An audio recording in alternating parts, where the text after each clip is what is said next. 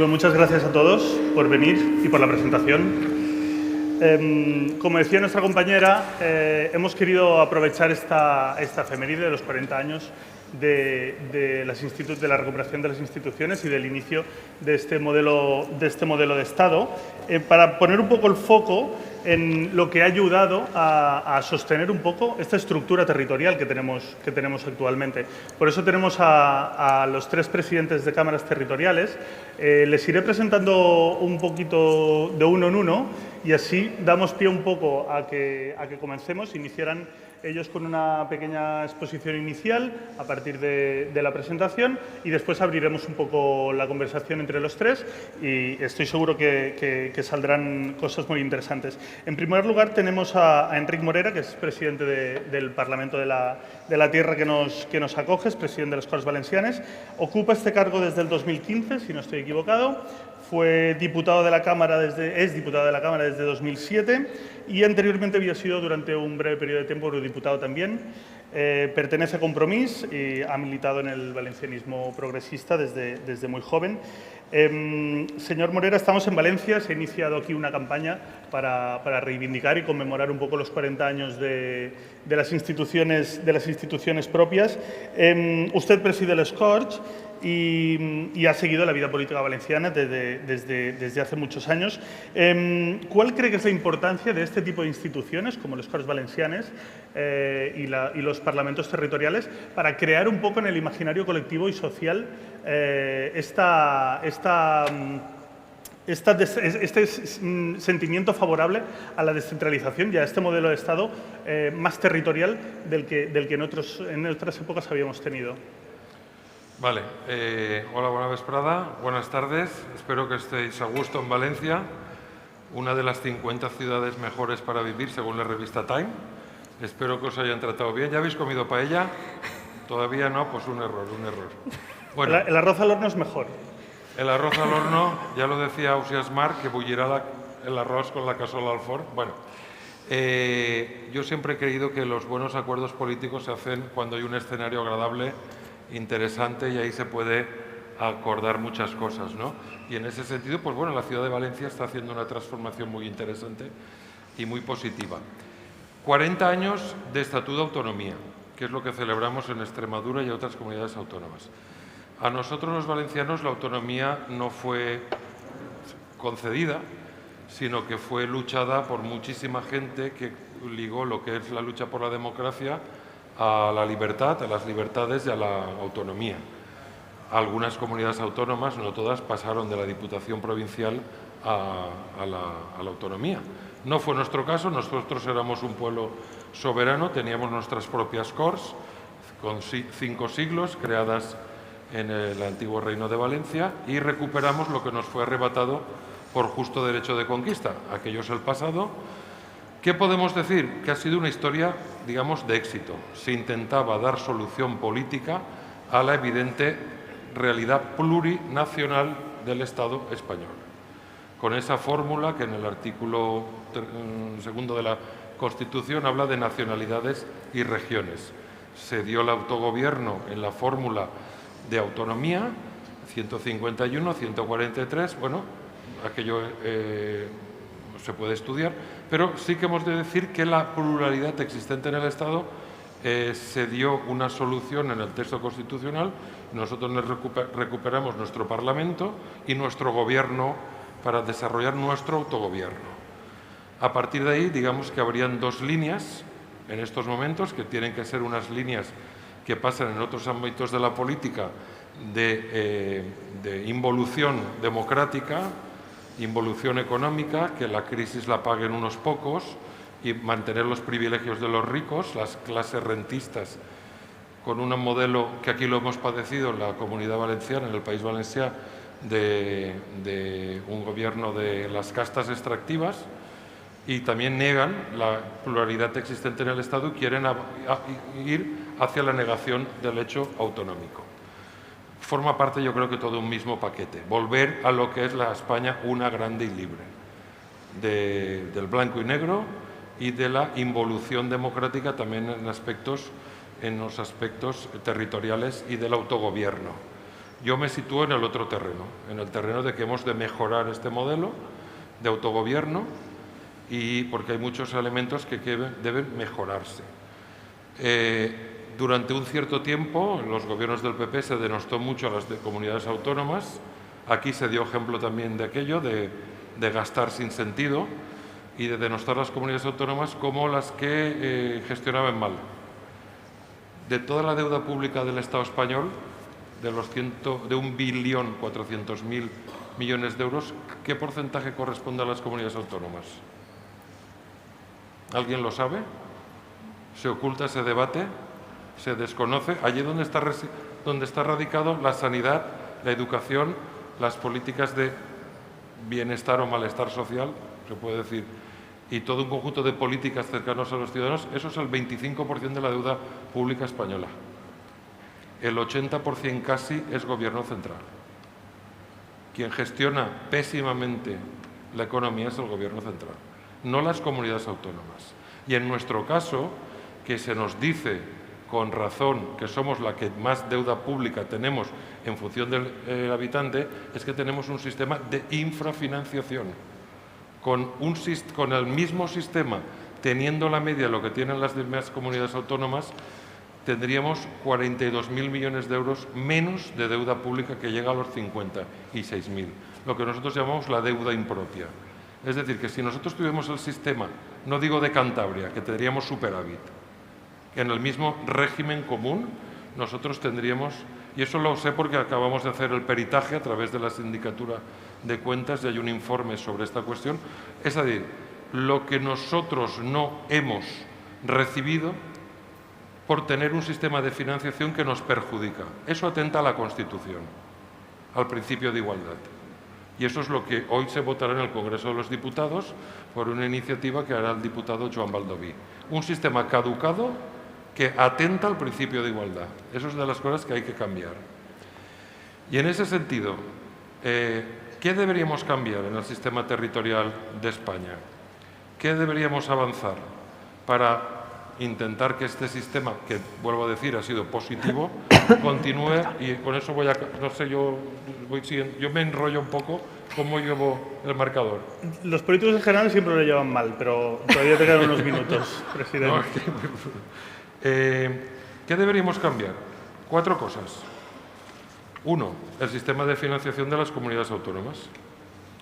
Hay que hacer un sistema, incluso hablando de todo el paquete, de todo lo que ingresa al Estado y lo que gasta el Estado. Eso es la gran política. Porque muchas veces los políticos parece que sean teatreros que no saben ni lo que dicen. Y nos usan y nos gastan para sus historietas. Pero si vamos a lo serio es decidir qué ingresamos, cómo ingresamos, qué gastamos o qué invertimos y cómo lo invertimos. Y las comunidades autónomas que tienen en sus competencias el bienestar de los ciudadanos, estamos en una situación muy perjudicial. Hay que reducir la estructura del Estado. Y las diputaciones, no es el caso de las juntas generales que tienen, las diputaciones sobran. Eso viene de un sistema pasado y hay que quitar mucha grasa. Hay que racionalizar la estructura del Estado. ¿Qué hace una diputación organizando corridas de toros o gestionando un hospital o haciendo...? No tiene sentido. Hay que quitar grasa del Estado. Y las diputaciones, que son unas cuevas de Alibaba con gente para clientelar y con unos gastos estúpidos que no tienen ningún sentido y queman muchos recursos del Estado. Hay que racionalizar las competencias. El título octavo hay que arreglarlo porque no tiene sentido que lo que son las competencias propias, impropias, cualquier momento el Tribunal Constitucional del derecho civil valenciano, que es derecho social, que estamos trabajándolo con la Asociación de Juristas Valencianos para recuperar esa competencia, que habíamos desarrollado 4 leyes, y eso no tiene ningún sentido el nivel de discrecionalidad, porque en estos momentos, en muchas ocasiones, tenemos la sensación que el árbitro está comprado. Luego hay que tener lealtad institucional. ¿Cuántas veces se menciona en la Constitución española la palabra Europa? En ninguna. La palabra Europa. se menciona. Estamos en Europa. Si no fuese por Europa, ahora estaríamos casi como en Argentina, con el corralito. Entonces, en única vez se menciona en una ocasión el artículo 135, que se modificó la Constitución, cuando quieren la modifican, para asegurar el pago de las deudas del Reino de España, figura en 2 ocasiones Unión Europea. Pero Europa también es la gestión y el autogobierno multinivel.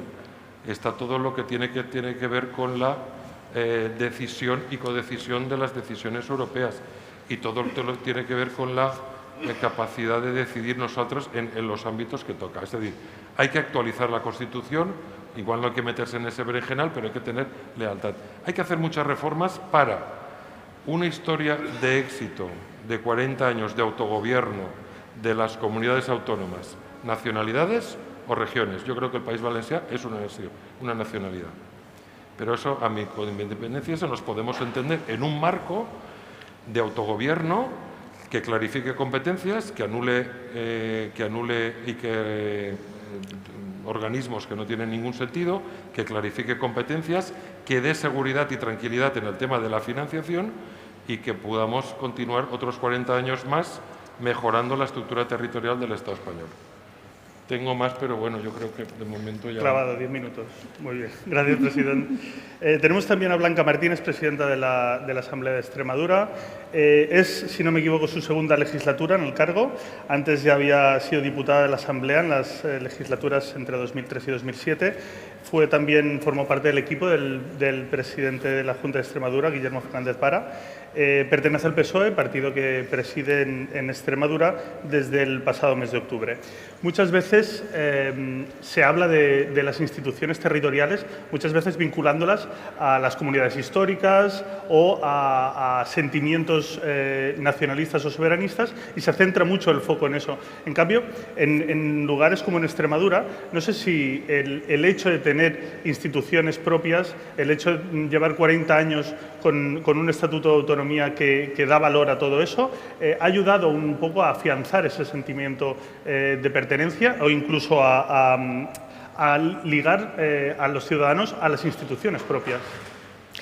Muchísimas gracias, Rafa. Buenas tardes a todos y a todas. Pensaba que iba a haber menos debate en esta mesa y creo que va a haber mucho, porque mi compañero Enric, los dos somos de los 2 presidentes más veteranos desde el 2015, y ha metido alguna cuñita que yo desde el oeste y el eje, digamos, atlántico, tengo mi propia visión frente al eje mediterráneo. Eso lo tengo claro, ¿no? Yo siempre digo que España está así y debía de estar un poquito más así, porque no va a estar nunca así. Entonces, creo que va a ser... Nosotros a favor de Extremadura siempre. Tú siempre, Enric. Y Ana también, porque también entraremos o haré alguna referencia, ¿no?, a uno de los temas más importantes que nos afecta como tierra. Extremadura quizá ha sido poco reivindicativa en su constitución histórica, pero históricamente quizás somos la comunidad autónoma que más claro estaba delimitado el territorio desde antes de los Reyes Católicos. Entonces, es cierto que nunca hemos tenido esa identidad nacional ni nada por el estilo, ni la vamos a tener, entiendo así, ¿no? Nosotros entendemos el Estado español como la configuración de 17 comunidades autónomas, y desde luego el autogobierno supuso para nosotros, o ha supuesto para nosotros, la gran revolución como tierra. Y os voy a poner un ejemplo, además, que lo vais a entender fácilmente y que a lo mejor ojalá no lo tuviese que poner. Yo viajaba ayer desde Extremadura aquí a Valencia. No es fácil viajar desde Extremadura a Valencia, es bastante complicado. Es bastante complicado viajar desde Extremadura a cualquier punto de España. Y venían unas circunstancias que me lo estaba pensando, pero tenía un compromiso con Verónica y no la iba a defraudar ni a dejar colgada. Pero en mi tierra en estos momentos, y en la provincia a la que yo pertenezco, se está viviendo una situación dramática con un incendio terrible, ¿no? Fijaos, ese incendio está en el norte de la provincia de Cáceres, limítrofe con la provincia de Salamanca, en las Urdes, una comarca espectacularmente bonita y que además Luis Buñuel, pues hace casi 100 años, lo dejó documentado. Hasta 1983 nosotros aprobamos el Estatuto de Autonomía, vamos a hacer 40 años el 25 de febrero del año que viene. Hasta la década de los 90, básicamente, llegar a las Urdes era imposible.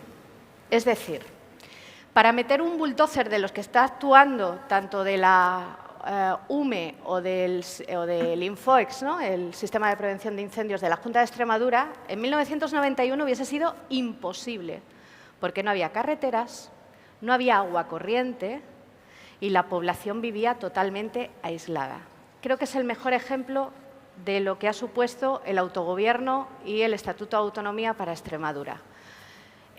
Igual que la entrada en la Unión Europea por parte de España. Es decir, seguimos siendo la única comunidad objetivo 1, espero que lo dejemos de ser cuanto antes, pero para nosotros tener instituciones de autogobierno, tener un Estatuto de Autonomía, tener un Estatuto de Autonomía además donde en su artículo 83.5 somos la única comunidad autónoma que mencionamos la igualdad entre el mundo rural y el mundo urbano, ha sido fundamental. Por eso han sido los mejores 40 años hasta el momento para el desarrollo de mi tierra. Y Enric hacía mención a las diputaciones provinciales. Nosotros tenemos dos. Y esas dos diputaciones provinciales, la Diputación Provincial de Cáceres y la Diputación Provincial de Badajoz, hoy también están actuando con sus servicios apagando el incendio de las Urdes. Por eso siempre defenderé y defenderemos el servicio, sobre todo en zonas donde sufrimos un despoblamiento importante, de las diputaciones provinciales. Creo que en mi tierra, además, somos la única comunidad autónoma con dos provincias, las hay uniprovinciales o las hay con más provincias. Aquí está el ejemplo de dos comunidades autónomas con 3 provincias. Nosotros somos dos que en cierto modo vivíamos un poco de espaldas la una a la otra, una con una influencia castellana enorme como es la de Cáceres y otra con una influencia más andaluza como es Badajoz. Sin embargo, cuando se creó el proyecto regional de Cáceres y Badajoz juntas y de la Comunidad Autónoma de Extremadura junta, hemos sabido avanzar y avanzamos en esa unificación territorial. El año pasado ACOP estuvo en Extremadura y tanto Verónica como su directiva fueron hasta un poquito visionarios, ¿no?, porque se fueron a hacer un encuentro a una localidad de Extremadura que está en un proceso de unificación, pero no porque sobren dos administraciones locales como son el Ayuntamiento de Don Benito y Villanueva, no, sino porque quieren fortalecer una zona de desarrollo del este de Extremadura más fuerte de la que hay ahora, ¿no? Entonces, creo que como ejemplo de unión y de que unidos hemos podido avanzar más que si hubiésemos estado desunidos y nos hubiésemos enredado en, a lo mejor, debates que para nosotros no son principales ni prioritarios. Para nosotros es comunicarnos con el resto de España y con el resto del mundo. En el año 2016, en enero del 2016, yo llevaba mucho tiempo sin venir a la Comunidad Valenciana y gracias a un encuentro que hizo Enric en las Cortes, estuvimos aquí y yo cada vez que recorría una calle, una avenida de Valencia y veía esas rotondas maravillosas, yo decía, cada monumento que hay en esa rotonda son kilómetros de AVE para mi región, me ponía mala. O sea, me entraba urticaria, ¿no? En esa descompensación, ¿no?, a veces de la financiación autonómica, que estoy de acuerdo en que hay que cambiar, y sobre todo porque hay regiones que hemos sido solidarias durante mucho tiempo y ahora nos toca otro papel. Y ese papel es que la revolución que no tuvimos en el siglo XIX creo que nos está llegando ahora y también, además, pongo en valor al propio Gobierno de España y a la colaboración que el Gobierno de España actual está teniendo con mi tierra, que falta nos hacía durante mucho tiempo y no solo con la deuda histórica que tenemos contemplada en el Estatuto de Autonomía. Pues muchas gracias, presidenta. La tercera silla está ocupada por Ana Otadui, presidenta de las Juntas Generales de Vizcaya. Ocupa el cargo desde 2015, anteriormente fue diputada en el Parlamento Vasco de 2009 a 2015.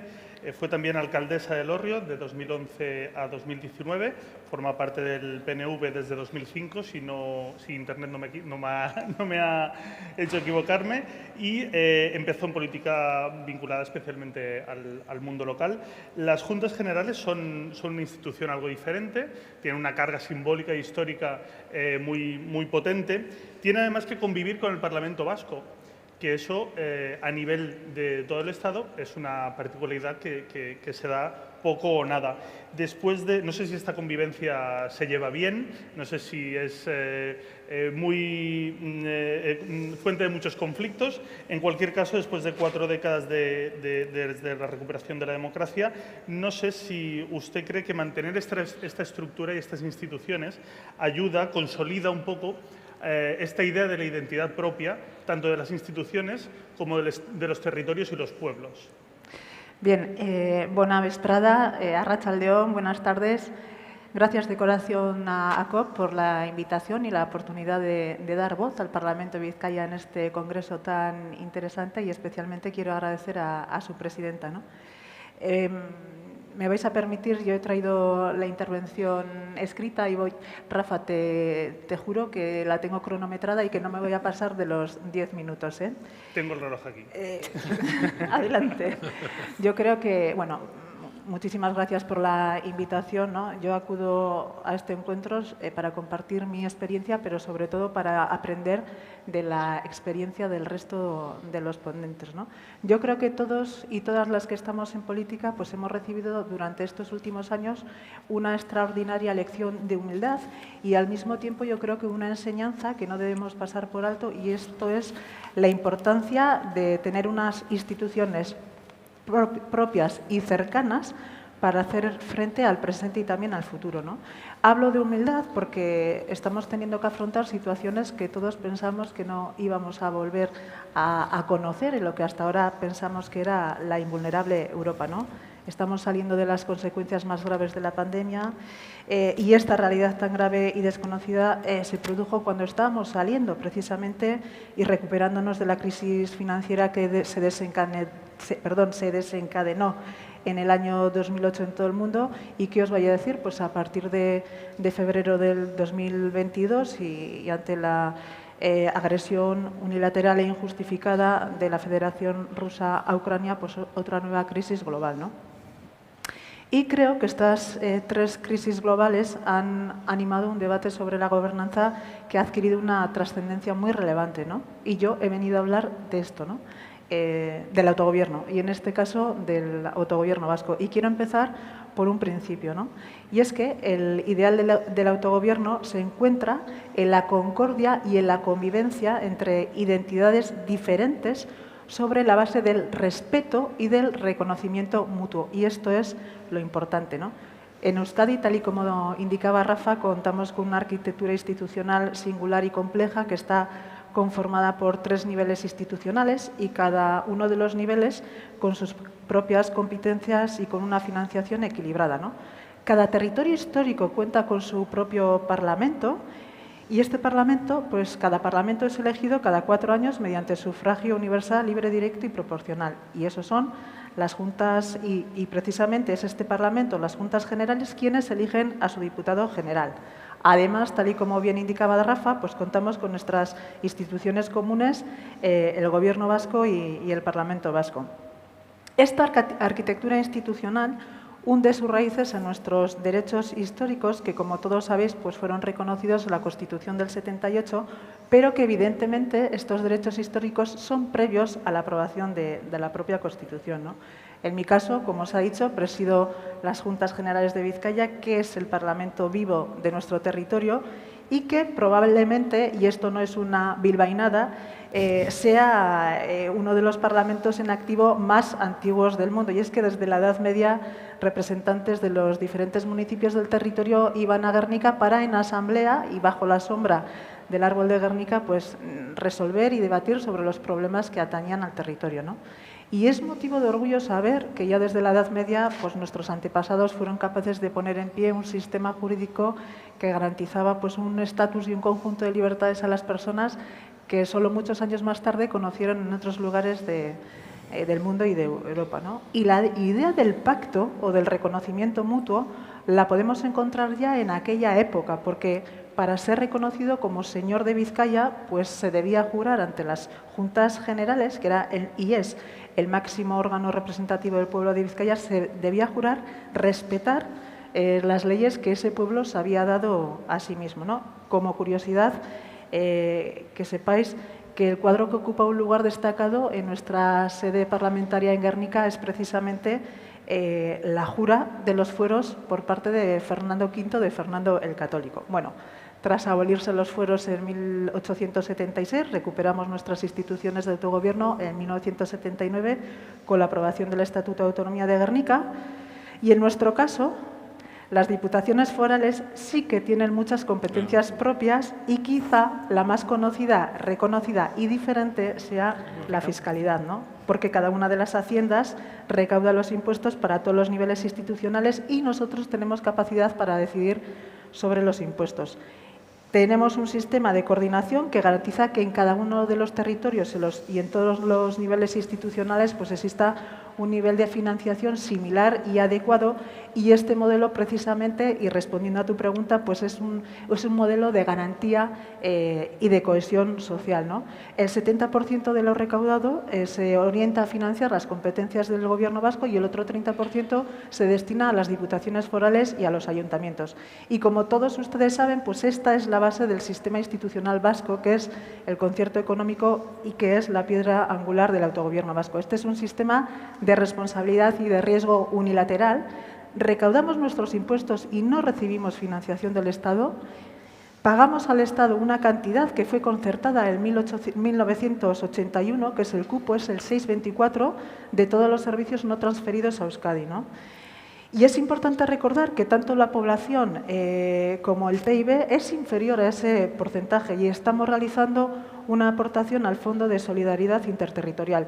Y voy a poner un ejemplo poco conocido. Euskadi todavía no tiene tren de alta velocidad, pero ha pagado el 6,24% de cada kilómetro de vía que se ha construido en el Estado, ¿no? Yo quiero que os quedéis con esta idea. No es un privilegio, el concierto no es un privilegio, eso no sería justo, ¿no? Gastamos lo que recaudamos y entregamos al Estado siempre una parte, y si recaudamos poco, pues tendremos menos dinero para nuestros presupuestos. No podemos recurrir al Estado para que nos financie, pero tenemos que asumir siempre los compromisos de gasto con el Estado, ¿no?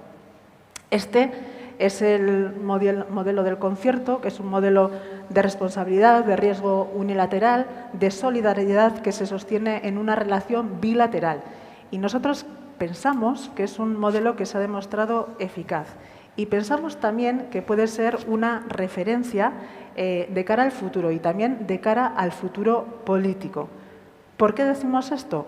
Porque desde nuestro punto de vista, seguimos sin consolidar una relación bilateral que asuma la realidad de un autogobierno singular dentro de un Estado plural, ¿no?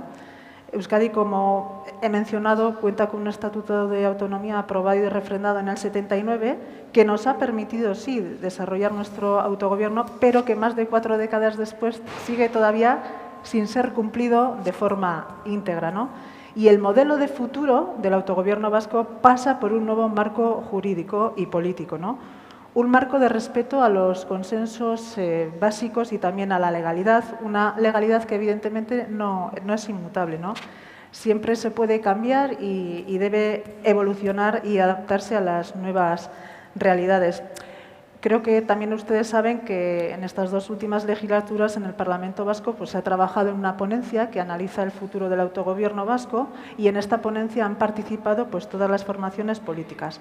Y estamos planteando un nuevo estatus de autogobierno, y voy a destacar 2 premisas, ¿no?, que entendemos que se tienen que reconocer, ¿no? Reconocer la singularidad de la nación vasca y asumir también el elemento legitimador que tienen los derechos históricos, y establecer una relación bilateral con el Estado que desde el reconocimiento mutuo pues extienda, y esto es lo importante, la experiencia del concierto económico a la relación política, ¿no? Y es que el concierto económico es un pacto bilateral con una dimensión jurídica y una significación política de gran valor. ¿Por qué decimos esto? Porque entronca con nuestros fueros o derechos históricos. El concierto es un pacto entre Euskadi y el Estado que no puede ser modificado unilateralmente y que no es posible la imposición de una parte sobre otra, ¿no? Establece el concierto una relación cuasi confederal entre Euskadi y el Estado.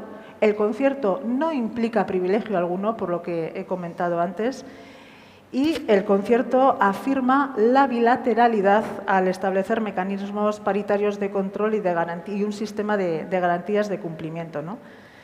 Y nosotros entendemos que estos 4 pilares, el pacto, la legalidad, la solidaridad y la bilateralidad, pues sustentan el concierto económico como una piedra angular del autogobierno vasco. Y nuestro planteamiento es que este modelo puede constituir una base firme sobre la que se articule un nuevo pacto entre las relaciones entre el Estado y Euskadi, y entendemos que este modelo puede ofrecer una salida política al desencuentro territorial o a la crisis del modelo de Estado, ¿no? Termino. Somos un pueblo con personalidad propia, diría que diferente, y que ambiciona tener su espacio en un mundo global. Y yo, sinceramente, creo que en este tiempo de crisis globales, pues aprecio y valoro esas actitudes constructivas y positivas que pretendan dejar atrás políticas de confrontación, de división y de enfrentamiento, porque eso no conduce a nada. Moltes gracias, eskerrik asko, y muchas gracias por su atención y por su paciencia.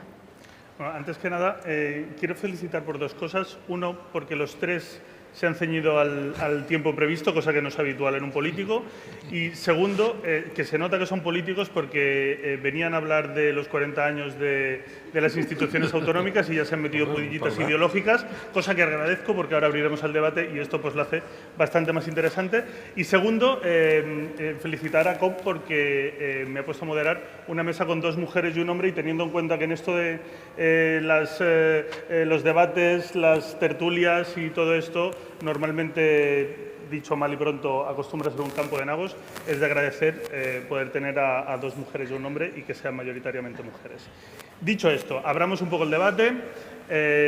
No somos ni queremos ser Sálvame, pero un poquito de vidilla está bien. Antes de entrar un poco a responderse unos a otros con lo que han dicho, sí que hay una cosa de la que me gustaría que hablaran, y es que después de estos 40 años, de contribuir a un Estado descentralizado, de repente han aparecido determinados partidos y determinadas opciones que plantean, incluso estando dentro de esas instituciones, la desaparición o el vaciado de competencias de esas instituciones autonómicas y territoriales, ¿no?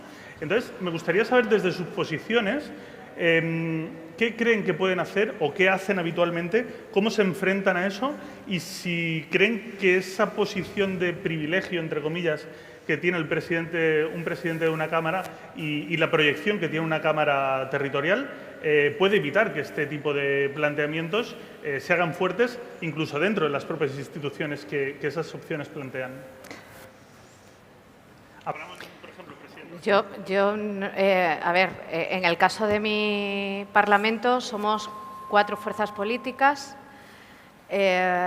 PSOE, PP, Ciudadanos y Podemos, Unidas por Extremadura, es la marca que llevan allí. Por lo tanto, la marca contraria a las comunidades autónomas, de momento, lo voy a decir así de claro, nos hemos librado de ella. Entonces pues no se da este debate, ¿no? Únicamente, sí es cierto que Ciudadanos en sus programas electorales sí llevaba la desaparición de las diputaciones provinciales, pero en el caso de las 2 diputaciones provinciales de Cáceres y Badajoz, allí están sentados, o sea, no renuncian, ¿no?, a participar del sistema, aunque luego lo critiquen, ¿no? Y tampoco les he vuelto a escuchar desde que están institucionalizados a hablar de eso, ¿no? Es un debate como que se ha apartado. Y en el caso pues Vox no está, y al no estar Vox, pues no hay debate, ¿no?, sobre la autonomía. Lo que sí hay es un consenso entre los 4 que tenemos representación en la defensa de la autonomía, cada uno con sus matices ideológicos, evidentemente. También tengo que decir que presido un Parlamento bastante tranquilito. O sea, en general, las cámaras legislativas regionales son bastante tranquilitas, a excepción de alguna con algún foco mediático un poco más puesto, donde se llegan a consensos. El otro día, no sé si era la semana pasada, venía un artículo en La Vanguardia sobre la capacidad de diálogo, de pacto que existe en las cámaras legislativas regionales en contraposición a lo que está pasando en las Cortes Generales, ¿no? Entonces, ese debate de momento no se ha producido en Extremadura. Imagino que se producirá porque, oye, no sé, tampoco somos adivinos, ¿no? Pero bueno, unas veces suben, otras veces bajan en intención de voto, pero finalmente pues entiendo que entrarán. Y yo, desde luego, siempre he tenido una cosa muy clara en mi vida: de aquello que no me gusta ni estoy de acuerdo, no participo, ¿no? Entonces, esto de criticar el sistema de las autonomías, el intentar o atacar la Constitución en su título 8º, pero luego presentarte a unas elecciones y participar incluso de un gobierno autonómico, pues cuanto menos es poco equilibrado, ¿no?, en la defensa de tus propios principios. Pero, en fin, cada uno defiende su ideario, ¿no? Presidenta. Sí, nosotras en el Parlamento vizcaíno tampoco tiene representación ninguna fuerza política que cuestione la existencia de la propia institución, ¿no? Y es más, todos los 5 grupos que tenemos en la Cámara, que el mayoritario sería el Partido Nacionalista Vasco, seguidamente sería Euskal Herria Bildu, el Grupo Socialista, el Elkarrekin Bizkaia, que sería Podemos, y el Grupo Mixto, que está conformado por 2 miembros del Partido Popular. Hay un consenso evidente en la defensa de nuestras instituciones, de nuestra singularidad y de nuestro autogobierno, ¿no? Sí que os puedo comentar cuál es la experiencia del Parlamento Vasco, y es que en el Parlamento Vasco Vox tiene, de 75 parlamentarios, tiene una única representante, ¿no? Y entonces lo que decidió la mesa del Parlamento Vasco fue pues establecer una especie de cordón sanitario respecto a Vox, y se limitó los tiempos de intervenciones y el número de iniciativas que podía presentar el grupo, y además pues otras cuestiones relacionadas con los derechos económicos o con el número de asesores con los que podría contar el grupo. Y una sentencia del Tribunal Constitucional anuló este cordón sanitario, y bueno, de tal manera que únicamente pues tienen limitado en estos momentos el tema de la retribución, de los derechos económicos y de los asesores, de tal manera que los tiempos y el número de iniciativas pues hay que respetarse, ¿no? ¿Y qué se puede hacer desde las presidencias de nuestros territorios? Pues hacer bien nuestro trabajo para que la ciudadanía conozca y valore nuestras instituciones, y que lo que se hace en sus parlamentos más cercanos pues que tiene sentido, porque viene a intentar mejorar la calidad de vida de todas las personas, hacer política con mayúscula, buscando consensos y acuerdos entre diferentes. Presidente. Vale. Yo agradezco a COP la invitación, pero me tengo que ir de aquí nada, porque estamos en pleno y tenemos ahí un punto difícil que hemos de gestionar. Pero bueno, vamos al tema. Hay fuerzas políticas, evidentemente, que cuestionan el principio de las autonomías. No solo en el partido sino en la práctica de los partidos centrales. Se han laminado competencias de las comunidades autónomas de una forma muy torticera, con las leyes de base o con elementos que rompen el pacto constitucional del principio de autonomía y de autogobierno. Y eso no es lealtad constitucional. Pero va a continuar. Por eso yo he dicho que de toda la deuda pública española, casi el 80% es gobierno central. Y, por cierto, de esos 1.400.000 millones de euros, 600.000 millones de euros en los gobiernos de Mariano Rajoy. Que eso que gobierna la derecha mejor es una invención de sus spin doctors o ves a saber de quién es. Aquí en este ayuntamiento teníamos una deuda de 900 millones de euros, y esto el gobierno municipal, plural, pues la ha reducido a 250. Cuando tienes unos ingresos tasados y un sistema de financiación, puedes hacer cosas. Vuelvo a repetir, del 2012 a 2018, el mayor incremento de la deuda pública de España, Mariano Rajoy. Que no nos cuenten historias. Dicho esto, No es lo mismo.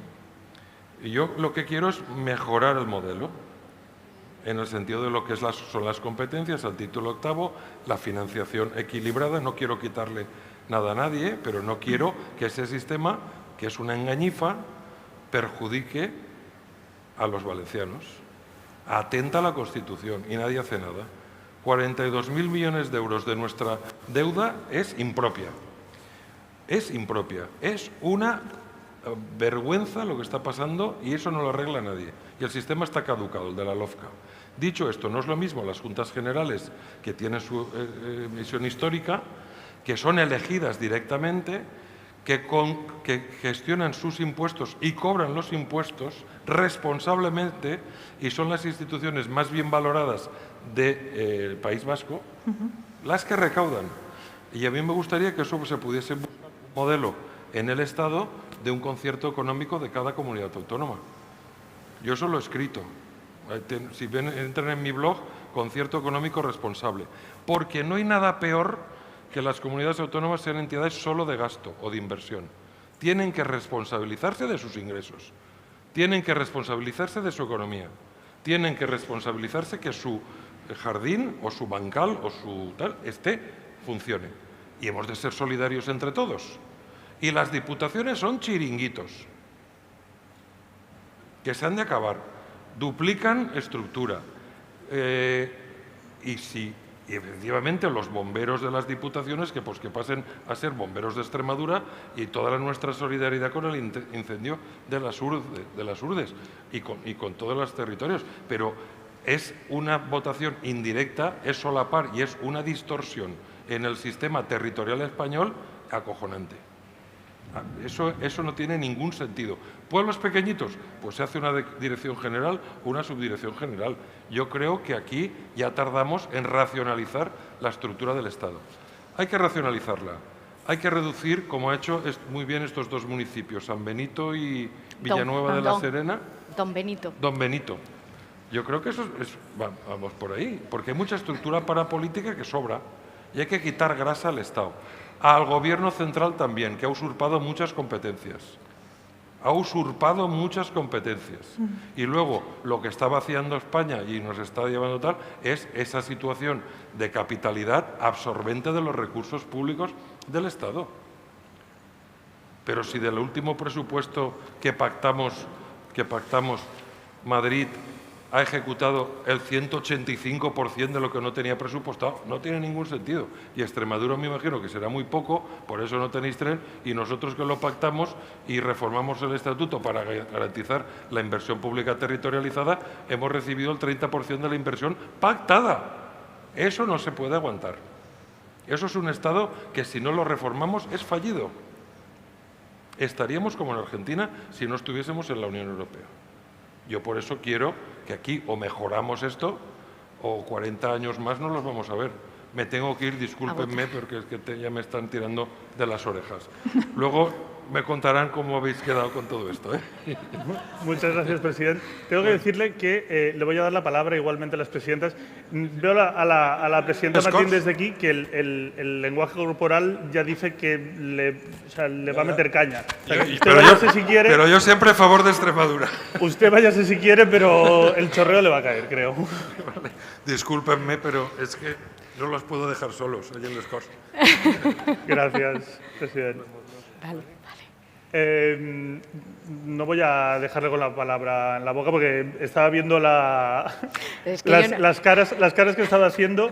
Sé que no es exactamente el debate al que veníamos, pero en parte sí, porque ha quedado claro que su visión sobre, por ejemplo, el sistema de financiación o el reparto de competencias no es el mismo. Y esto también forma parte del debate territorial y del debate autonómico. Estos 40 años han tenido una estructura que se ha modificado muy poco. Y eso ha dado pie, por ejemplo, a este tipo de diferencias, ¿no? Presidenta, si quiere primero responder al presidente y después dar un poco esta visión de si esto hay que actualizarlo y en qué sentido. No, o sea, yo no creo en la bilateralidad en las negociaciones con el Gobierno de España. O sea, si cada comunidad autónoma se sienta con el ministro o la ministra de Hacienda de turno y cierra un presupuesto, nos hemos cargado el Estado español. Entonces, yo entiendo perfectamente, además, el régimen especial que tiene el País Vasco o Navarra, pero no entendería que cada comunidad autónoma fuese allí a negociar a ver qué hay de lo mío. Porque vuelvo a decir lo mismo, España vuelve a hacer así al eje mediterráneo y el eje atlántico seguiremos en una balanza inclinada como ha pasado históricamente, ¿no? Creo en la solidaridad territorial, creo además y defenderé siempre que no son los territorios los que realizan la parte impositiva o la parte de impuestos, sino que somos los ciudadanos. Y yo soy ciudadana española como cualquier ciudadano valenciano o cualquier ciudadano del País Vasco o cualquier ciudadano catalán. Por lo tanto, fiscalidad territorial no. Entonces, en esa parte no puedo estar de acuerdo con él. Y creo además que además, y Ana hacía mención antes a la crisis del COVID, ¿no? Creo que un éxito desde marzo del 2020 ha sido ese nuevo término. Aquí hay muchos spin doctors o futuros spin doctors, ¿no? Que aspiráis posiblemente a serlo y a ser asesores, ¿no?, de los diferentes niveles de gobierno. A menos nivel de gobierno, menos trabajo hay también, eso también es cierto, ¿no? Pero creo que la cogobernanza, esa conferencia de presidentes autonómicos con el Gobierno de España, pues ha sido una manera de coordinación para darle respuesta al momento de crisis, en este caso pandémica, que estábamos viviendo, y además de una manera coordinada. Prácticamente las competencias, casi todas las comunidades tenemos las mismas, ¿no? Extremadura no tiene justicia, ni tampoco la queremos, pero básicamente vienen a ser todas iguales. Y creo que sí habría puntos de algunas competencias que tenemos las comunidades autónomas que debían de ser revisadas, no para descentralizarse más, sino para que hubiese mayor coordinación bajo el Gobierno de España. Y una de ellas, por ejemplo, debería de ser la sanidad. Además, creo que es un debate en estos momentos bastante importante, ¿no?, la situación en la cual está la sanidad en cada comunidad autónoma, el número de profesionales que se necesitan en unas comunidades autónomas y en otras, y que estamos compitiendo básicamente las comunidades autónomas para poder atraer médicos a nuestro territorio, porque evidentemente pues posiblemente Madrid, Euskadi sean más atractivos que comunidades autónomas como Castilla y León, Castilla-La Mancha o la mía, que tenemos una dispersión social y de población muchísimo más grande y más ruralizada. Entonces, creo que hay cuestiones en las que habría que avanzar y abrir debates. Presidenta. Yo cuando estaba hablando el presidente y estaba sintiendo con la cabeza cuando está hablando de la recentralización de las competencias. Y es que pues yo coincido con el presidente y de hecho el Gobierno vasco pues ha realizado un informe muy interesante que se llama La erosión silenciosa del autogobierno, y viene a decir que tras 40 años de Estatuto de Autonomía no es solo que no se esté cumpliendo con una ley orgánica pactada con el Estado, sino que además, como él mencionaba, a través de diferentes técnicas legislativas, con un uso abusivo de las leyes de bases, pues estaban restando o recentralizando competencias propias, en este caso de Euskadi, ¿no? Y no voy a discrepar con la presidenta porque ella creo que ponía en valor la cogobernanza llevada a cabo en la gestión de la crisis, y creo que ayer mismo Aitor Esteban, nuestro portavoz en el Parlamento, en el Congreso, venía a decir pues que a través de la cogobernanza también lo que se ha hecho ha sido interferir y volver a centralizar competencias propias de nuestra comunidad, ¿no? Oyendo aquí las reflexiones, igual una puede pensar que quizá el traje autonómico establecido en la Constitución del 78 pues se nos ha quedado igual, no sé, si un poco pequeño, y quizá pues sea el momento de replantearlo, de revisarlo, para que todos y todas puedan estar a gusto, ¿no? Nosotros no nos negamos a que el resto pues quiera tener nuestro modelo. Lo que no queremos es perder lo que es nuestro, lo que está reconocido, lo que está pactado y lo que está acordado. las dos presidentas y el presidente antes de irse hacían reivindicaciones al final y plantean reformas o necesidades de sus territorios.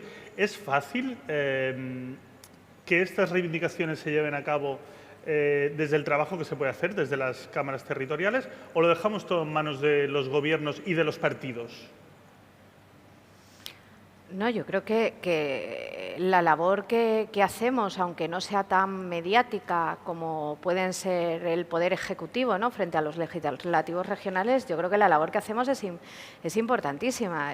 Yo hoy también estaba en una sesión plenaria a la que no he asistido y he delegado mi voto, y en mi Parlamento se acaba de aprobar una ley por unanimidad. En menos de 3 meses llevamos 3 leyes aprobadas por unanimidad de todas las fuerzas políticas sobre simplificación administrativa a la hora de poder atraer proyectos de inversión con el tema de los fondos Next Generation, ¿no?, y los diferentes PERTEs que el Gobierno de España está poniendo en marcha, ¿no? El próximo lunes el presidente del Gobierno pues vamos a firmar un acuerdo, un convenio con una empresa china para ser, y siento decirlo bajo esta cúpula y en esta ciudad, la primera comunidad autónoma con un proyecto ya real, aunque hay otro que está anunciado por parte de Volkswagen y que competíamos con la Comunidad Valenciana, pero se ha ido a Sagunto, pero vamos a ser la primera comunidad autónoma el próximo lunes con un proyecto real y una inversión real para la primera gigafactoría de componentes de baterías eléctricas en toda Europa, no España, ¿no? Entonces, creo que la labor legislativa que hacemos... yo vengo de una comunidad autónoma donde gobernamos con mayoría absoluta el PSOE. Es decir, que el Parlamento, si quieres, tampoco lo tienes por qué necesitar. Y, sin embargo, hay una voluntad desde el Ejecutivo porque las leyes sean consensuadas y salgan con el mayor apoyo, porque eso nos da, lo que yo venía a decir en mi primera intervención, a más unión, más fuerza. Y si nos desunimos y hay mayor conflicto político, pues es verdad que nos convertimos en una parte de España poco atractiva, ¿no?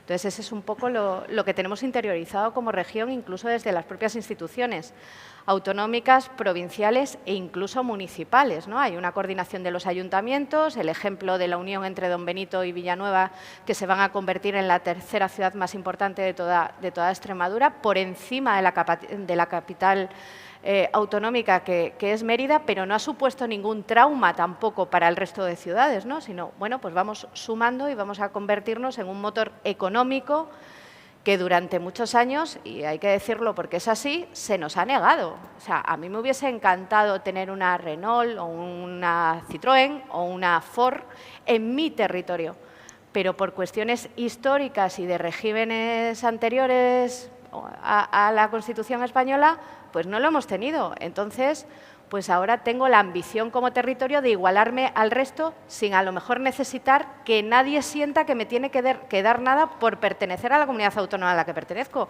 que yo no quiero que nadie me dé nada, pero tampoco ser siempre los hermanos pobres y solidarios con el resto, además desde un discurso del reparto igualitario entre todas las comunidades autónomas, que lo tenemos una parte de España y no la tiene otra, ¿no? Entonces, eso sí vamos a seguir reivindicando y desde mi institución, desde la institución que yo presido, lo hacemos constantemente, independientemente, repito, de la fuerza política que lo haga. En eso hay un acuerdo general. Presidenta. Yo creo que desde las instituciones sí que podemos aportar mucho y lo que tenemos que hacer es poner en valor y prestigiar nuestras instituciones, porque a la vista está de que para hacer frente a estas crisis globales necesitamos unas instituciones fuertes donde, me repito, pues se haga política con mayúsculas, ¿no? Y donde intentemos alcanzar acuerdos entre diferentes, tanto en la Diputación Foral de Vizcaya como en el Gobierno vasco. En Euskadi tenemos una larga tradición de gobiernos de coalición, ¿no? En estos momentos pues estamos gobernando el Partido Nacionalista Vasco junto con el Partido Socialista de Euskadi en todas las niveles institucionales de diputaciones forales y del Gobierno vasco, ¿no? Y yo creo que sí que podemos hacer, que tenemos que empeñarnos y que la ciudadanía nos perciba como útiles Que nos dejemos de dar espectáculos que, por cierto, en las instituciones, en los parlamentos vascos, en las cámaras forales y en el Parlamento autonómico, pues prevalece el respeto, el consenso y al hilo de lo que decía también la presidenta, aun teniendo mayoría absoluta, todos los gobiernos de nuestros territorios pues siempre intentan, y a veces lo consiguen, aprobar las leyes en el Parlamento Vasco o las normas forales, en nuestro caso, con el máximo apoyo posible, ¿no? Y en la última sesión plenaria celebrada en el Parlamento Vasco, 4 leyes importantes pues salieron adelante con una muy amplia mayoría, incluso pues sumándose a los acuerdos pues las fuerzas de la oposición. Y yo creo que eso también sirve para prestigiar nuestras instituciones y que para que se nos valore y bueno, pues de esa manera pues poner pie a esos discursos pues que quieren desprestigiar la labor política y la labor de las instituciones. Muchas veces el trabajo de los políticos, el trabajo de las cámaras territoriales queda un poco en segundo plano respecto de lo que hacen los ejecutivos, ¿no? Antes la presidenta lo comentaba. No sé si es fácil desde su posición. ¿Creen que es fácil comunicar desde las cámaras territoriales, desde las instituciones territoriales? ¿Es fácil comunicar todo ese trabajo que se hace? Y, sobre todo, ¿llega un poco a la gente a esta sensación de que nosotros hemos hecho esto que les beneficia o les perjudica en tal, o es un poco más global de la política hace y el ciudadano vive un poco al margen de saber quién es el que hace el qué? Tenemos enormes dificultades, ¿no?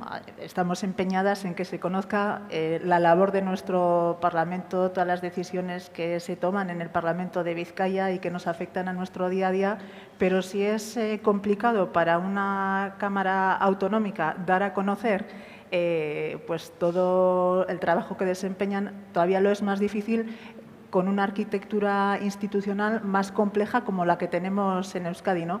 Pero nosotras, estamos realmente empeñadas en transmitir que en el Parlamento de Vizcaya se decide la política de la vertebración de la red de carreteras, las políticas del transporte público, del metro, de las residencias para personas mayores, de la fiscalidad, lo que os comentaba antes, que los impuestos que pagamos los vizcaínos se deciden en la Casa de Juntas de Guernica. O sea, estamos realmente empeñadas en que se conozca.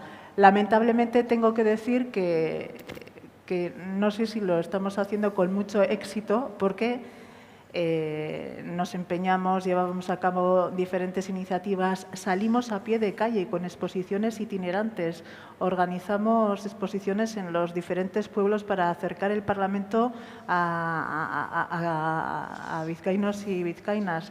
No sé, organizamos plenos con escolares, nos acercamos a las... Bueno, un sinfín de iniciativas que están encaminadas a ese objetivo, pero tenemos serias dificultades, utilizamos también las redes sociales, todas las nuevas tecnologías, etcétera, etcétera, etcétera, pero todo lo que hagamos me parece que es poco. Presidenta. Coincido prácticamente, aunque el nivel sea distinto en el análisis que ha hecho la presidenta. Es muy complicado y, sobre todo a nivel autonómico, el Poder Ejecutivo básicamente lo centraliza todo, ¿no? Y tanto la figura de las presidencias o del Consejo de Gobierno frente a lo que somos las asambleas legislativas. Es complicado, ¿no? Sí, hacemos prácticamente todo lo que ha comentado Ana, ¿no? Salimos a la calle, los diputados, nosotros somos 65, acuden a centros escolares, pero es muy, muy complicado. Y la comunicación, y aquí estáis hoy los expertos, la comunicación desde un Parlamento también es complicada. Es decir, en las redes sociales tienes que tener una altura de no meter la pata absolutamente en nada porque tiene que ser totalmente blanquito, ¿no? Es decir, hoy, por ejemplo, nosotros teníamos un pleno y las redes sociales de la Asamblea lo único que anuncian es al diputado o a la diputada y el grupo del cual va a bajar a la trila a intervenir, ¿no? no entra en ningún momento en intentar resumir lo que dicen, porque evidentemente la subjetividad, no a lo mejor el responsable de redes, que la pobre persona puede ser totalmente aséptica, pero la interpretación de lo que se ponga en esa red puede ser tremenda. Pasa incluso con fotos, o sea, de subir fotos a las redes en un debate y tenemos el lío montado porque la foto no me ha cogido en el mejor perfil. O sea, pero unas cosas que llegan, además ahora como están todos pendientes de bajar la fotografía del perfil de Flickr de la Asamblea de Extremadura para enseguida subirla al Instagram y tal, cuidado como el perfil no sea el correcto o tal, ¿no? Y yo a veces me río y digo, qué obsesión, pues chicos, no sé, ¿no? O hacerse selfies en los plenos y cosas de estas, ¿no?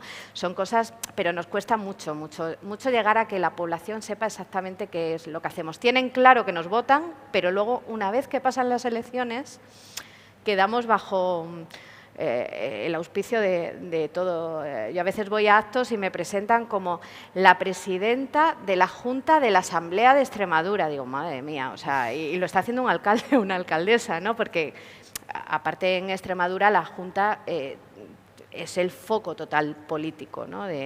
Pues a lo mejor como puede pasar en Madrid, ¿no? El Ejecutivo en Madrid y la Asamblea de Madrid, estoy segura que muchos madrileños, no me atrevería a decir un porcentaje, pero más del 60% de los madrileños no sabe que la Asamblea de Madrid está en Vallecas, o sea, y no la pisa en su vida, ¿no? Entonces es complicado la comunicación desde los legislativos y el darnos a conocer, porque ahí competimos un poco con el Ejecutivo. Tanto para comunicar como para decidir cuál es la acción política, a veces, muy a menudo, se tira de asesores, se tira de expertos. En su opinión, ¿se tira demasiado de expertos, de asesores, de la gente que planifica, digamos, desde una mesa al lado del político? ¿Se tira demasiado de estrategia a la hora de comunicar y a la hora de ejercer la política? No solo en su caso, digo en general en la política. Yo creo que cada día más. Pero tampoco es malo, ¿eh? Yo esta mañana, cuando escuchaba a Nicolás, pues yo profesionalmente pertenezco a ese ámbito. Y cuando yo llegué a mi facultad en Madrid, a la Complutense, en el año 94, éramos la carrera María, ¿no? O sea, donde entraba todo aquel que había tenido un 5 en selectividad y que no podía entrar en Derecho, en Periodismo o en Económicas, ¿no? Era, al final de 5 años, pues la carrera la terminábamos muy pocos, porque vocacionalmente no existía. Y además, ¿para qué servía eso? O sea, esto era un drama familiar, ¿no? Quiero estudiar Ciencias Políticas, ¿para qué? O sea, ¿pero eso para qué vale? Es verdad que por la propia influencia de las campañas electorales, especialmente en Estados Unidos, etcétera, se ha ido abriendo un paso, un camino y una profesionalidad que os digo que hace 20 años, o sea, o eras funcionario o terminabas siendo teleoperador de cualquier... porque no había espacio, ¿no? para la profesión. Eso ha ido cambiando y creo que es necesario. Es decir, yo que he estado ahí y ahora estoy aquí, a veces incluso tienes ciertos conflictos, ¿no? ¿Qué haces como político? Yo cuando escuchaba a Nicolás esta mañana, ¿qué decisiones tomas como político y cómo lo analizas como politólogo, ¿no? Y a veces no tiene nada que ver.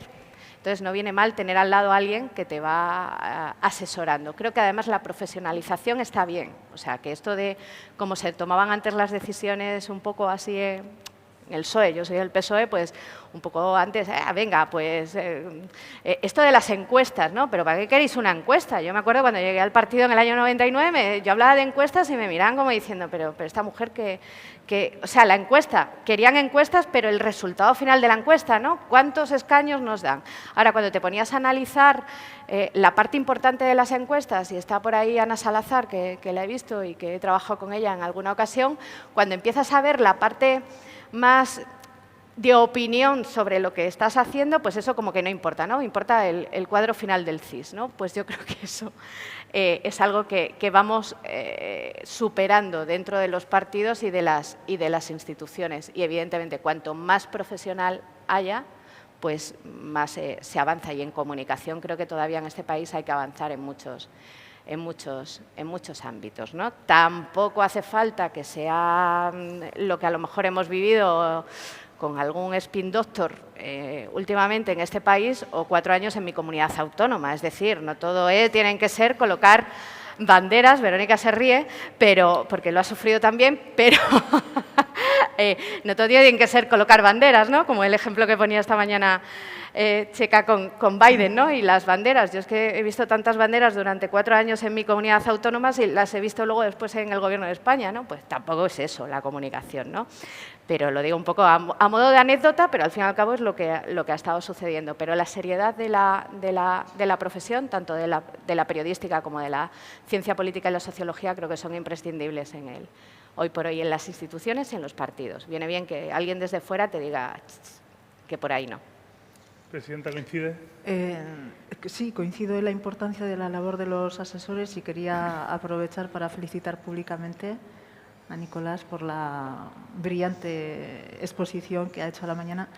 Y coincido con la presidenta que es importante la labor que hacen los asesores, pero creo que también es a su vez importante que esa labor de asesor y del político que nos mantenga pegados a la ciudadanía y en permanente escucha con lo que está diciendo la gente. En nuestro caso somos un país pequeño, lo cual pues, nos posibilita pues, ese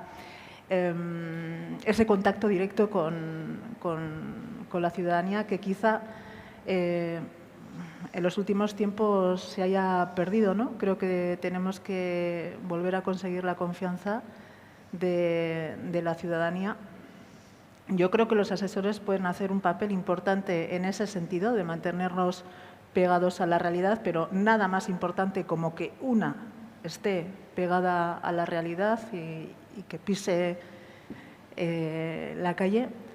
En ese sentido, creo que son importantes todas las iniciativas y todas las medidas que podamos poner en marcha, tanto desde las instituciones como desde los partidos políticos, para estar siempre con un oído pegado a la realidad, ¿no? En ese sentido, pues quiero poner en valor una aplicación, un instrumento que acaba de poner en marcha el partido al que pertenezco, una aplicación móvil que es Sukesan, que viene a decir así algo así como dime o dinos, ¿no? Para mantener ese contacto permanente, directo, que yo creo que es lo que te hace acertar en las políticas y en las demandas que tiene la ciudadanía a la que pues, representamos, ¿no? Si queremos hacer la política con mayúsculas. Otro elemento que hemos visto crecer mucho últimamente en la política es la espectacularización un poco del hecho político en sí, ¿no? En sus cámaras, en su caso, no tanto, porque son cámaras más o menos tranquilas. El caso del presidente nos podría haber ido bien si se hubiese quedado. Pero es verdad que hay algunos partidos o algunos políticos en concreto que han utilizado y utilizan mucho las instituciones con ese fin más espectacularizador o espectacularizante, pero que ellos y sus equipos defienden que de alguna manera sirve para que el mensaje político real llegue a más gente. No todo el mundo está pegado a la actualidad política de la manera que los que estamos un poco enfermos de todo esto, pero es realmente difícil llegar a la ciudadanía. Entonces, algunos sí que defienden que darle un punto de espectacularidad, este momento de estar en el Parlamento de turno o en la institución de turno y aquella pildorita que después se convierte en viral en redes, ¿no? Y que en el fondo tiene ese mensaje político, pero que al final la anécdota es lo que le da pie a todo esto. Esto ya sé que en sus cámaras no se da mucho o se da muy poco, pero ustedes sí que lo han vivido. ¿Creen que son partidarias de dejar que esto crezca porque sí que es verdad que se mueve más rum político en la ciudadanía, o son partidarias de limitarlo, por ejemplo?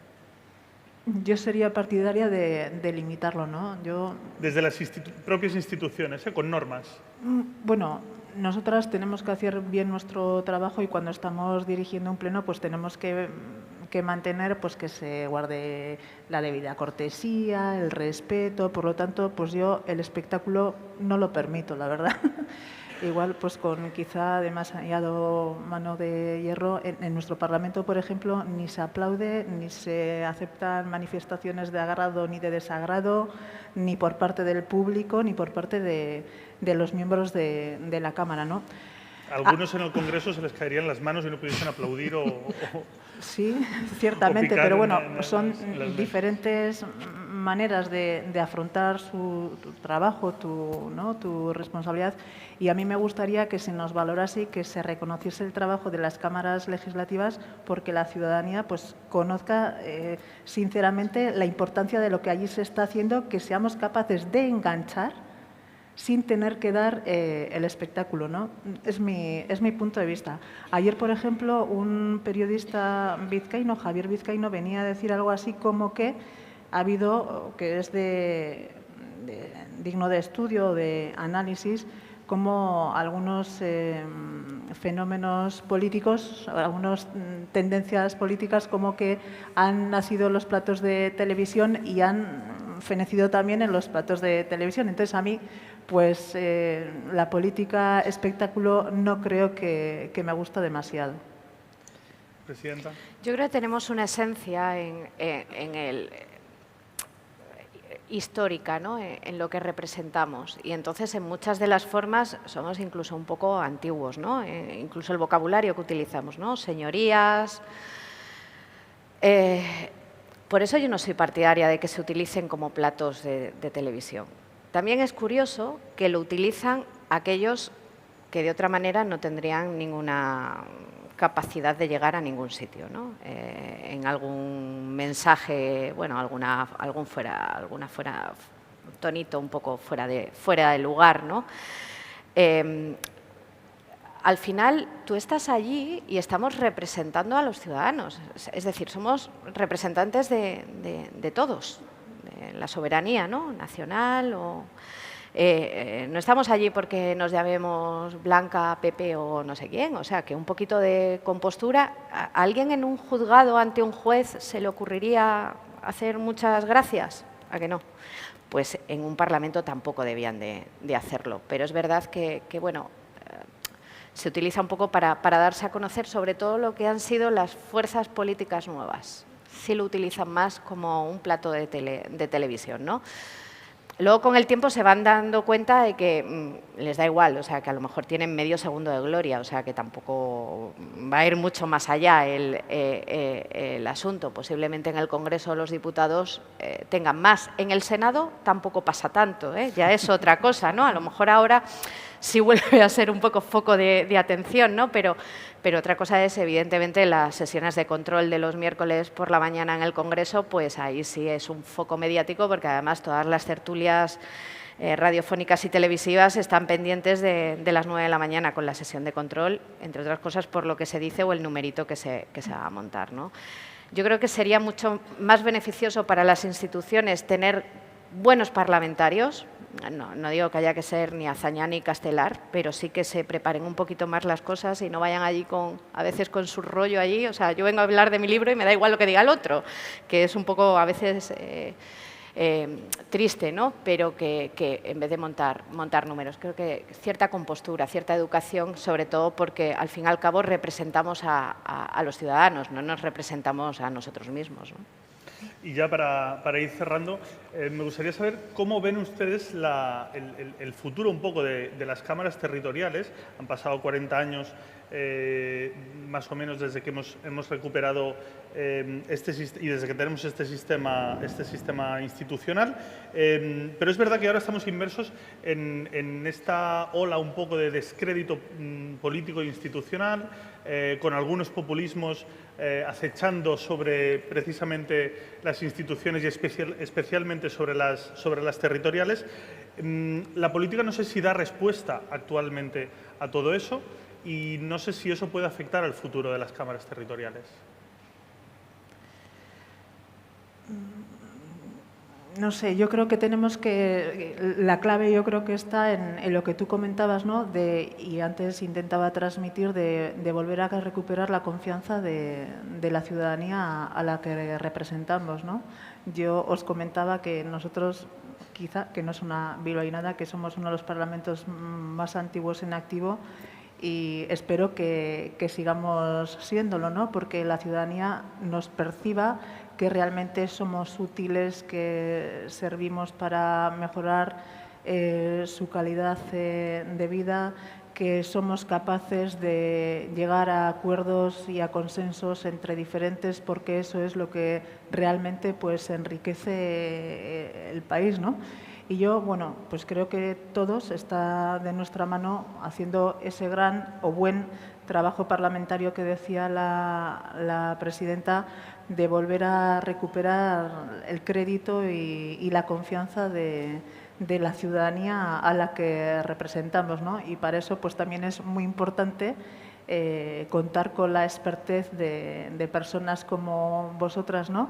Que nos ayudáis y que nos acompañáis y que nos asesoráis en realizar pues, o intentar realizar nuestro trabajo cada día un poquito mejor, ¿no? Por lo tanto, pues larga vida a nuestros parlamentos. Sí, lo comparto, ¿no? Yo creo que antes el presidente hacía alusión, ¿no?, a los presupuestos de las comunidades autónomas. Al final estamos gestionando educación y sanidad, que son dos pilares básicos y que dependen de los presupuestos generales de cada comunidad autónoma que aprobamos en las cámaras legislativas. Por lo tanto, y yo creo que eso el ciudadano sí lo percibe, ¿no? A lo mejor habría que darle una vuelta al propio funcionamiento, a la rapidez de poder debatir cuestiones que pasan mucho tiempo. Yo esto me acuerdo que lo estudiaba en la carrera, ¿no? El tiempo que se tardaba desde que se presentaba una iniciativa en el Congreso de los Diputados hasta que se debatía, porque pasaba un montón de tiempo por los propios reglamentos, ¿no? Pero creo que somos una herramienta imprescindible en la democracia de este país y en el constitucionalismo de este país, sobre todo porque somos esos parlamentos más cercanos y en el caso de Ana preside una Cámara con un reglamento, yo estos días que lo he estado viendo antes de venir, prácticamente igual que el que tenemos nosotros, ¿no?, en la Cámara Regional.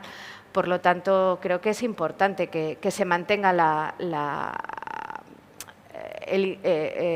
estructura, ¿no?, el diseño del capítulo 8º de la Constitución española, y ahí somos elementos fundamentales, aunque no se nos mencione. Decía Enrique antes, ¿cuántas veces se menciona Europa en la Constitución?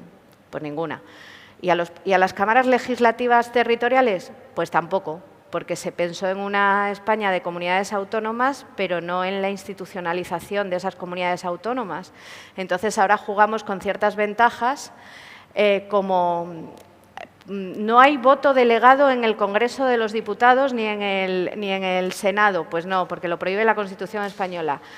Hay una sentencia, además del Constitucional, de hace 15 días. Últimamente el Constitucional está muy entretenido con las cámaras autonómicas, que nunca lo había estado, ¿no?